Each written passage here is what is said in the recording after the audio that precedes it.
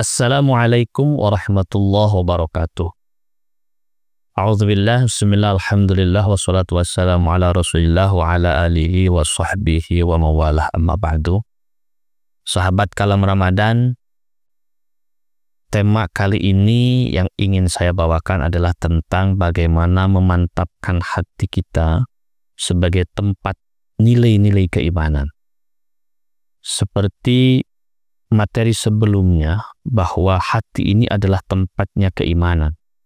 Dan hati ini adalah pancaran sinyal yang akan menghubungkan antara kita dengan Allah. Allah itu tidak bisa kita lihat dengan mata kita, karena mata ini belum pantas untuk melihat Allah di dunia. Nantilah pada saatnya di surga, mudah-mudahan mata ini sudah layak untuk melihat Allah Subhanahu wa Ta'ala. Kemudian tidak juga bisa kita rasakan secara fisik Allah itu. Yang bisa merasakan kehadiran Allah adalah hati. Maka hati itu harus bisa terus bersih, suci, seperti pertama kali kita dilahirkan dari orang tua kita. Maka kesucian hati harus terjaga. Banyak sekali yang dapat mengotori hati. Sifat hasud, kemudian ada sifat ria, sifat takabur, itu dapat mengotori hati kita. Dosa-dosa yang kita lakukan yang tidak ditaubati oleh kita itu dapat mengotori hati. Ketika dosa kita lakukan, maka akan terjadi setitik hitam nuqtoh di dalam hati kita. Hati ini ibarat kertas yang putih, akan ada titik hitam kalau dosa kita lakukan tidak kita taubati dosa tersebut. Tidak kita minta ampun kepada Allah Subhanahu wa Ta'ala. Nah, kalau itu terus-menerus dilakukan tanpa ditaubati, tanpa kemudian kita rasakan bahwa ada kesalahan-kesalahan, maka awas, yang paling bahaya akan muncul qaswatul qalbi. Apa itu?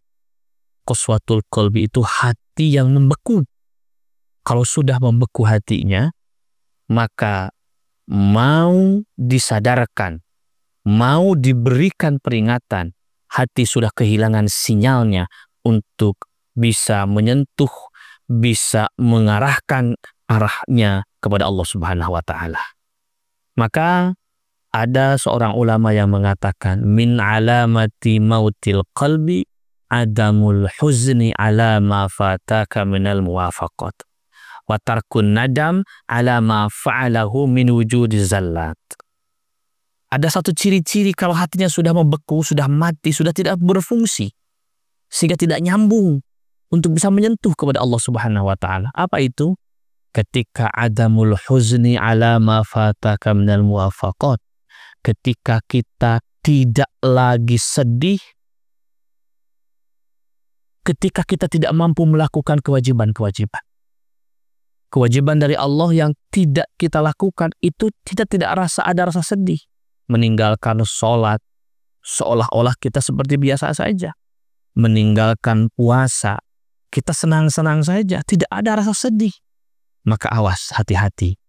Itu adalah ciri Allah mematikan hati kita. Yang kedua, wa'ad wa tarkun nadam ala ma fa'alahu min wujudi zallah. Ketika kita melakukan kesalahan pun ternyata tidak ada rasa penyesalan. Kalau tadi kita tidak melakukan kewajiban, kita tidak ada rasa sedih. Maka faktor yang kedua cirinya itu adalah ketika tidak ada rasa penyesalan setelah kita melakukan kesalahan. Maka itu ciri bahwa telah muncul kebekuan dalam hati kita. Dan hati sudah mati fungsinya, pada akhirnya itu yang membahayakan kepada kita.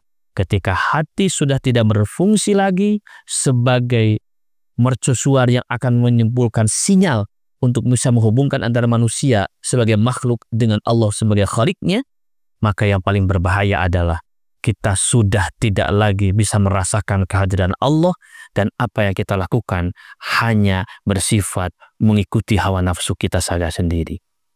Mari kita bersihkan hati kita. Caranya gimana? Sering-seringlah membaca istighfar. sering-seringlah kita muhasabah diri bahwa kita punya kesalahan yang begitu banyak.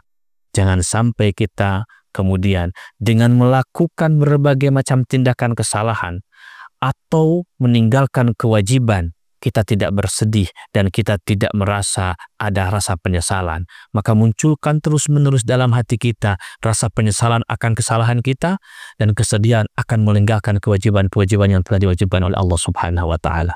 Mudah-mudahan Allah terus menghidupkan hati kita, fungsinya untuk menghubungkan antara kita dengan Allah Subhanahu wa Ta'ala.